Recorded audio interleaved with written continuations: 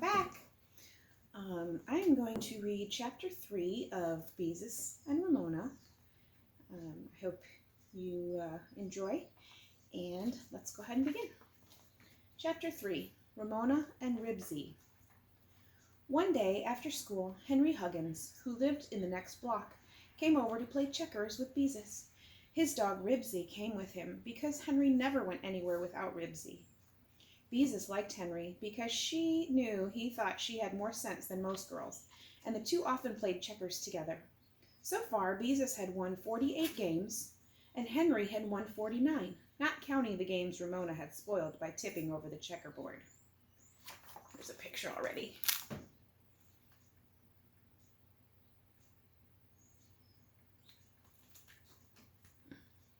This afternoon, Beezus and Henry knelt on either side of the coffee table with the checkerboard between them. Ribsy lay on the rug near Henry and warily watched Ramona, who was wearing her rabbit ears and riding her tricycle around the living room.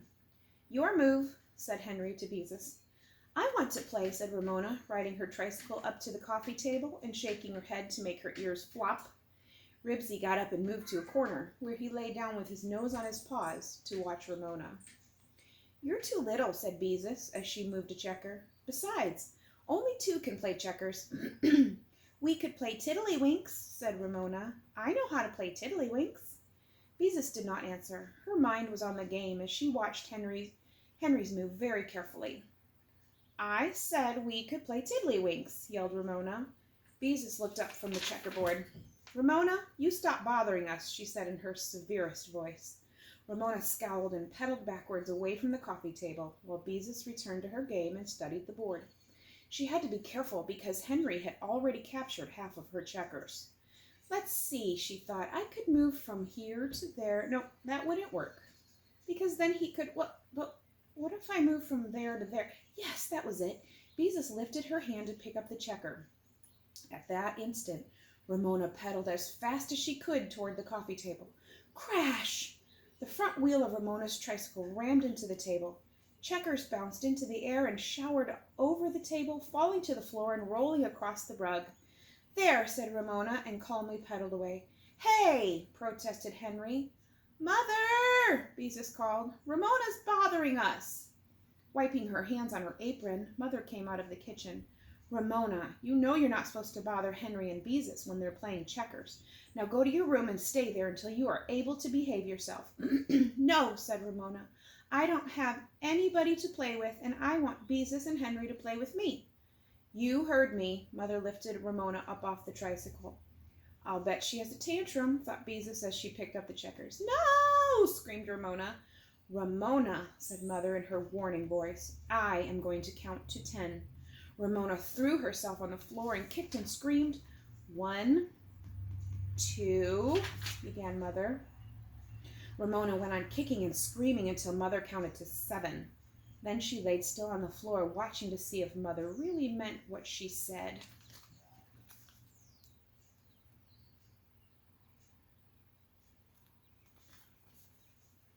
8, 9, said Mother. Ramona got to her feet, ran into the bedroom, and slammed the door. Mother returned to the kitchen, and Beezus and Henry started a new game as if nothing happened. Tantrums were not unusual in the Quimby household. Even Henry knew that. In a few minutes, Beezus heard Ramona open the bedroom door. "Now can I come out?" she called. "Can you stop bothering Beezus and Henry?" Mother asked from the kitchen. "No," said Ramona, and shut the door. Not more than 1 minute later, Ramona opened the door again and came into the living room. "I can stop bothering," she said with a sulky look on her face, and Beezus could see she was still cross because she had been punished. "That's good," called Mother. "Come here and I'll give you a cookie." Seeing Ramona go into the kitchen, Ribsy sat up, scratched, and trotted after her. Although Ribsy did not trust Ramona, he was always interested in what went on in a kitchen. "I hope she stays in the kitchen," thought Beezus as she picked up a checker and skipped from here to there and captured 2 of Henry's men. The game became so exciting that Beezus almost forgot about Ramona. At the same time, she was vaguely aware of scuffling sounds in the hall. Then she heard the jingle of Ribsy's license tags and the click of his claws on the hardwood floor. Ribsy gave a short bark. Then the bathroom door slammed. I wonder what Ramona's doing, thought Beezus as she captured another checker. But she did not much care, so as long as Ramona did not interrupt the game. "Let me in!" screamed Ramona from the hall. "Let me in the bathroom!" "Ramona, who are you talking to?" asked Mother as she went into the hall.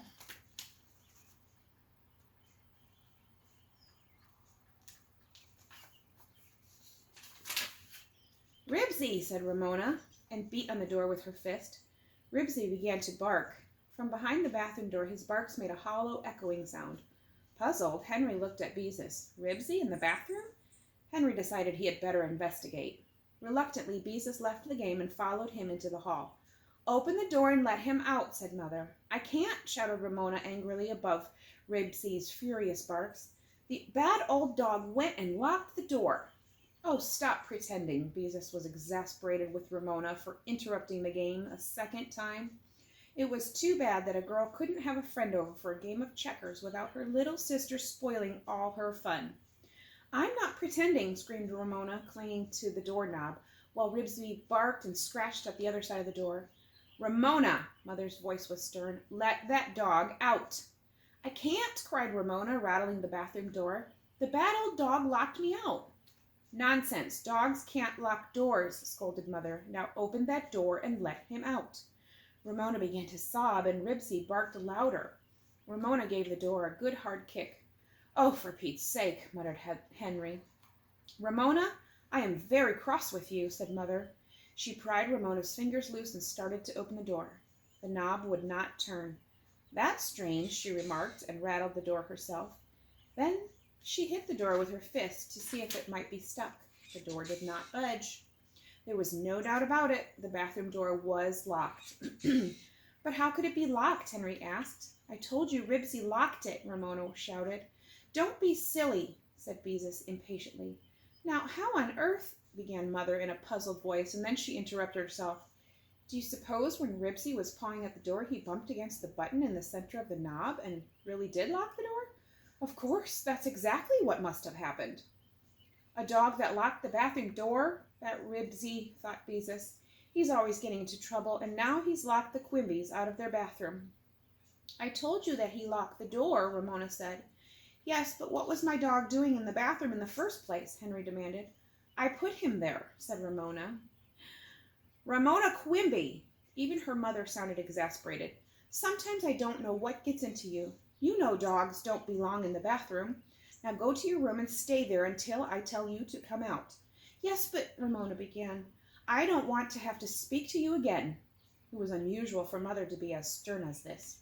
Still crying, Ramona went to her room, which was next to the bathroom. Since Mother had not told her to close the door, Ramona just stood inside it and waited to see what would happen next.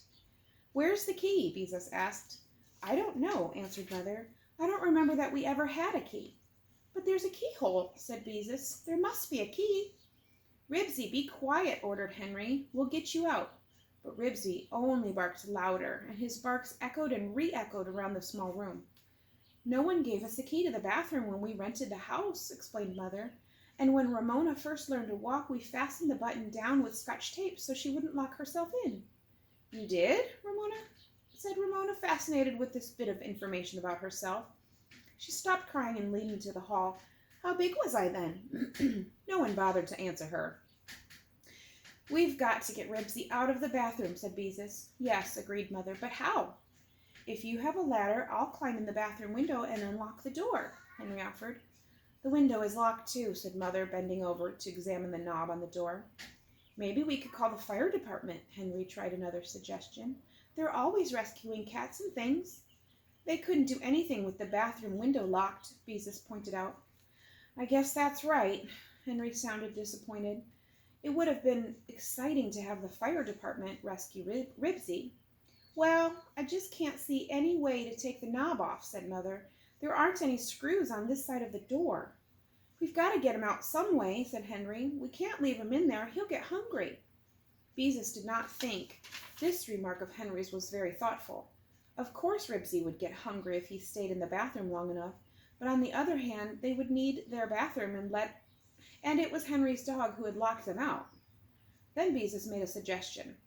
Maybe if we pushed some glue under the door so Ribsy would get his paws on it, and then called him so he would scratch at the door, maybe his paws would stick to the button in the knob and he could unlock it himself.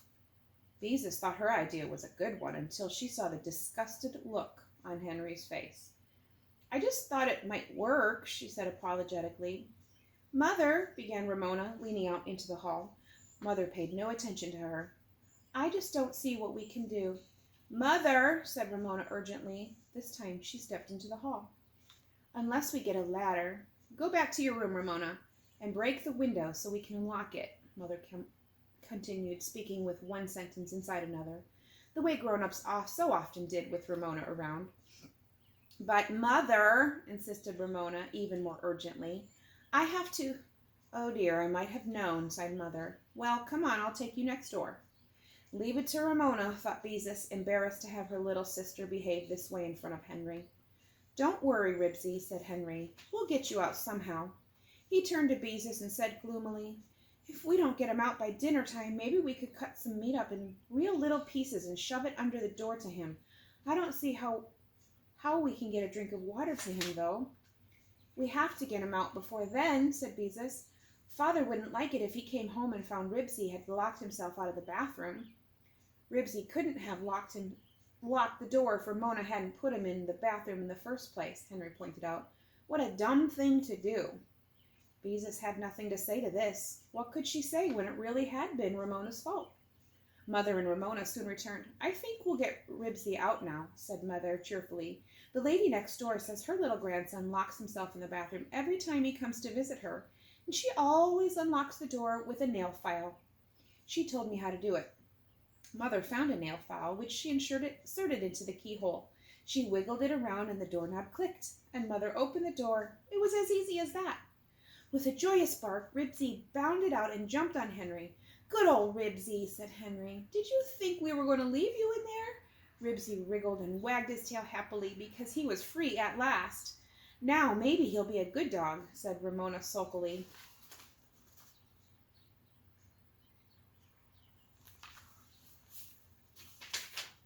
He is a good dog, aren't you, Ribsy? Henry patted him. He is not a good dog, contradicted Ramona. He took my cookie away from me and gobbled it right up. Oh, said Henry uncomfortably, I didn't know he ate your cookie. Well, he did, said Ramona, and I made him go to the bathroom until he could be a good dog. From the way Henry looked at Ramona, Beezus could tell he didn't think much of her reason for shutting Ribsy in the bathroom. Oh, Ramona, Mother looked amused and exasperated at the same time. Just because you were sent to your room is no reason for you to try to punish Henry's dog. It is too, said Ramona defiantly. He was bad. Well, I guess I better be going, said Henry. Come on, Ribsy. Don't go, Henry, begged Beezus. Maybe we could go out on the porch or someplace and play a game. Some other time, maybe, answered Henry. I've got things to do. All right, agreed Beezus reluctantly. Henry probably knew they wouldn't be safe from Ramona anywhere the way she was behaving today. When Henry had gone, Ramona gave a hop to make her rabbit ears flop. Now we can play tiddlywinks, she announced, as if she had been waiting for this moment all afternoon. No, we can't, snapped Beezus, who could not remember when she had been so annoyed with Ramona. Yes, we can, said Ramona. Henry's gone now. We can't because I won't play, so there, answered Beezus, as though Henry came over every day to play checkers. He came only once in a while, and when they couldn't play because Ramona was so awful. Just then the telephone rang and Mother answered it. Oh, hello, Beatrice, Beezus heard her say. I was hoping you'd call. Tiddlywinks, I want to play tiddlywinks, chanted Ramona, shaking her head back and forth. Not after the way you spoiled our checkered game, said Beezus. I wouldn't play tiddlywinks with you for $1 million. Yes, shouted Ramona. Children, Mother put her hand over the mouthpiece of the telephone. I'm trying to talk to your Aunt Beatrice. For a moment, Beezus forgot her quarrel with Ramona. Is she coming over today? She asked eagerly. Not today, Mother smiled at Beezus, but I'll tell her you wish she'd come.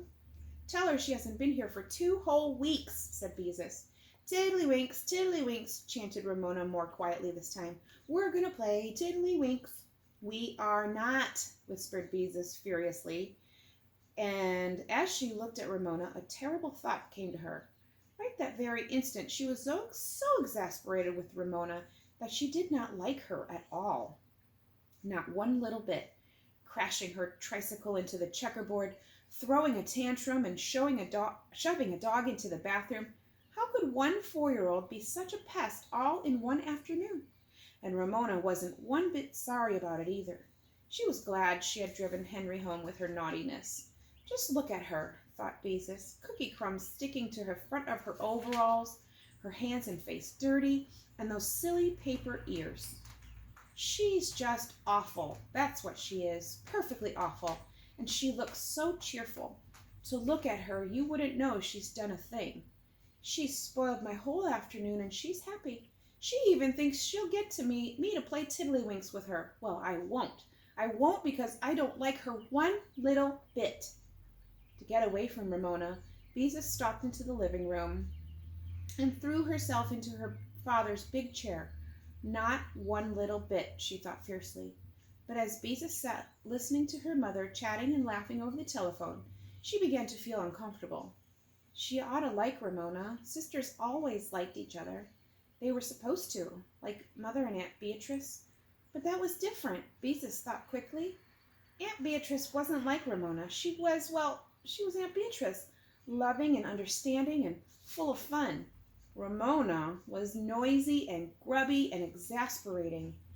I feel so mixed up, thought Beezus. Sometimes I don't like Ramona at all, and I'm supposed to like her because she's my sister, and, oh dear, even if she's little, can't she ever be more like other people's sisters? And that's the end of Chapter 3. Chapter 4 is Ramona and the Apples. Stay tuned for Chapter 4. Have a good day.